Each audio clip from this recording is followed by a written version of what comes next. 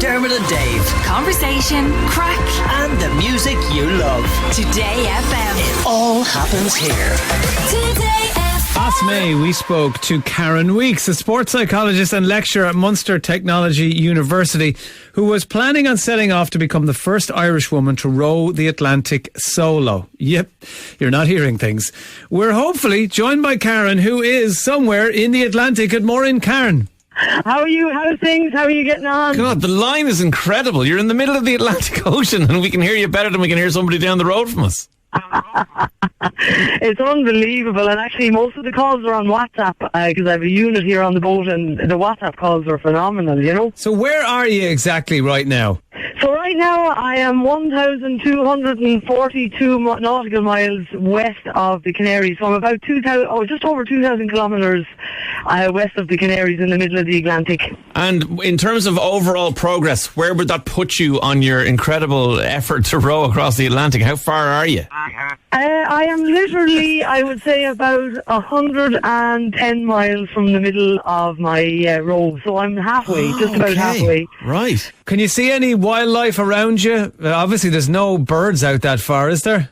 Yeah, there's birds out this far for sure. Like it's really, really calm here today, and all around me is it's like an aquarium actually. There's like dorada fish and other types of wrasse and stuff like that, and then there's storm petrels sort of pass by. You know, they eat the plankton off the top of the water. So I've had a couple of storm petrels, actually, baby storm petrels landed in on me tell one us night. what a storm petal is. I don't know what that is. Oh, sorry, a storm petrel it's a little bird. It's like a little sort of blackbirdy thing, but obviously it lives out in the sea, and it eats the plankton off the top of the water. But there was two of them arrived on the deck the other night, and they were babies, and they were just like little bags of bones. So they stayed with me for 3 days, and but they didn't make it. They got swamped by a wave. But on board, you know. And there's one of the things I wondered was, whether or not birds would see you as, a floating island, as it were, and would land and kind of spend some time with you. Yeah, they really do. There was earlier on, I'd say maybe I was about 500 miles out to sea, and there was a gull definitely was taking a rest. I could hear the clatter on top of the cabin, and I looked out and I could see his little clawed feet. Yeah, so there's a lot of bird life, but there's an awful lot of dolphins and whales and sharks. And my famous story and getting great reception on Facebook and those things is I clocked a hammerhead shark on the head with my oar. What? Because the last time we spoke to you before you left, we did ask you about this, and this is what you said. If a whale comes and knocks me out of the boat, fair play to him. But I'll have a leash attached to the boat at all times, so I'll never be unleashed from the boat.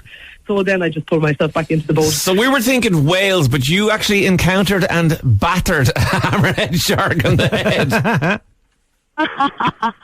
Yeah, I was just, do you know what happened was I was rowing, it was the New Year's Eve actually, and I was rowing along, and I hadn't seen a boat for about 2 weeks, and I saw a sailboat on the horizon, so I'd set up the GoPro for the sailboat, just because I could see they were sailing towards me, and I was looking out the left-hand side of the boat, and then I just punked something pretty hard with my right oar, and I looked over to the right, and there was the hammerhead.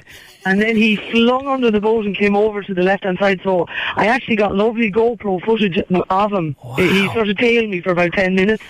And, it was scary, but it's a great story afterwards, that's for sure. Tell us about the German boat you came across. Yeah, so that German boat, but that was that sailboat actually I'm just chatting about. So they just, I saw them on the horizon, and I just clunked that hammerhead, so I just called them up on the radio just as a bit of support, really, initially. And they came down, and it was my birthday that day, and they came down, they sailed down towards me. A guy, Ziggy was his name, a very nice guy, and his crew, and they sang me happy birthday. And they filled up a plastic bag full of air and put sort of apple tarty stuff, spongy stuff in it, and set it afloat and over to me, and that was my birthday cake then. So, oh, that's so cool! This little random meeting in the middle of the ocean. Yeah, and they were the first people. They were the first humans I'd seen for 21 days, and I'm on day 38 now, and they're the last humans I've seen. Wow! So. Wondering who the next humans will be now. Well, one of my questions was definitely going to be, how are you coping with both the physical side of rowing the entire ocean, but also the mental side of the solitude? Yeah, the physical side, yeah, it's hard work. You know, whenever you stop rowing, the boat stops moving, really, so you have to keep rowing. But that's fine, you know, I'm in a sort of a routine of that now. Mentally, I'm doing pretty good, yeah. In relation to people, yeah, of course I miss my buddies, miss all that sort of stuff, but one of the things that we put a lot of work into before I left was a thing called a Falaise unit, and I got it sponsored by MTU, actually sponsored it, and it's the most, and Voyager IP, but it's the most amazing piece of kit in that I can talk to people on land, and I can talk to my friends, and that especially during storms or during tougher times, and that really makes a huge difference. And without that, I think if I wasn't talking to people, I'd find it really hard. Definitely, yeah. Well, I think that's one of the things that's affected so many people, just even since COVID, with isolation and lockdowns and people working from home. They're really missing that human contact, whether they're aware of it or not, and it must be amplified for you if you're out at sea. So when are you hoping to reach land? Where will you set down? So I'm heading for Barbados, and I would hope to be there I was hoping 70 days, I'd say, really, because I'd say about 75 days to answer your question. And the reason it's a bit slower than I anticipated is, I'm sitting here in total flat calm in the middle of the Atlantic, and usually at this stage the trade winds have kicked in. You know, they're sort of the dominant winds that bring the old sailing ships and all that sort of stuff over. But they're just not kicking in as early this year for anybody. And so that's why I'm just rowing mile by mile by mile instead of getting hooshed by the wind, which would be lovely. But so that's why it's going to take a bit longer. So it's dependent on when the trades kick in. Really, that'll determine when I'll actually arrive in Barbados. Does it just push your back in terms of, like, because I mean, I suppose maybe people don't have a good picture of what the boat is like, but I mean, you don't have sails or anything, do you? No, I don't have sails, but the front cabin is higher than the back cabin. It's not that high, it's not that high, but it definitely will help. You know, so anything, I suppose, that hits the back of the boat or the front of the boat, or it'll just hoosh the boat in the right direction. Yeah. So, I'll still be full on rowing. There's absolutely no doubt about that. But these boats really were designed for downwind sailing, so having the wind behind you, and that will help you gather up the speed. So, currently, I'm doing around 2.5 knots rowing, and once I get the wind and everything like that, I should be getting 6-7 knots. So that's a big difference, really. Yeah, big difference. Yeah. Have you eaten all the nice biscuits by now? Oh, do you know what? It's funny, the chocolatey things, I'm not mad about now. I think it's just too hot, and I'm missing sort of more savoury stuff. The rehydrated food is rehydrated food, but the chocolate's stuff there now, to be fair. Yeah, so somebody needs to send out a shepherd's pie to you ASAP. Yeah, God, that'd be gorgeous. That really would be gorgeous. Yeah, if you could come across one of the big US Navy ships that have a chef on board feeding 1,000 people on an aircraft carrier or something, they could definitely lower you down something. Oh, that'd be lovely. Yeah, that's a great idea. I must have a look for that. Will there be anybody there in Barbados to welcome you? I have this kind of image of you sort of just gliding up onto a beach, getting out of your boat and going, oh yeah, I just rowed across the Atlantic, and nobody really caring. Will there be a welcoming party?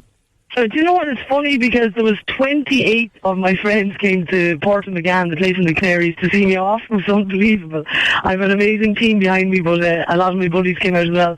So I think a good whack of them are hoping to get to Barbados as well. So and my family are going to be there. So I'd say, you know what, there'll be a few anyway, and it'll be lovely to see them for sure. We can have a couple of cool beers to celebrate, you know. Yeah. Do you allow yourself any alcohol while you're on the boat, just of an evening when you're kind of para-anchored up somewhere? I bought 4 cans of Dorada, sort of a local Spanish beer. I bought 4 cans of Dorada for along the way, but 2 of those burst. So I've only 2. So I had one on birthday, I had one on Christmas Day, sorry. I had one on Christmas Day, and I'm going to have the other one mid-Atlantic. So hopefully in a couple of days I'll have the second one, if that happens. We'll say cheers now for when you're having it. We have to get the lads with the in Supermax with the drone to send some stuff out to you. That's what you really need, isn't it? Well, listen, Karen, we are amazed at your progress so far. You're so upbeat about the whole thing. It cannot be easy, either physically or mentally, but you're doing an amazing job. And look, if you're 5 or 10 or 15 days later than you planned, what difference does that make? Your mates will be there waiting for you and your team and everyone to say congratulations. As long as you're safe. If people want to follow it, they can follow it on shecando2021.org and all the Facebook and all that sort of stuff. But also, we're raising money for Laura Lynn and the RNLI. So if anybody would like to donate to that, they can go onto the website and go into the GoFundMe. It would be really appreciated. Two good causes, you know. Absolutely. Well done for going to all this effort to raise such amazing money. She Can Do 2021 is the hashtag to follow. And you can also follow Karen's boat. It's called Millie. And you can see it on Marine Traffic's website, marinetraffic.com. So you can see the little bleep.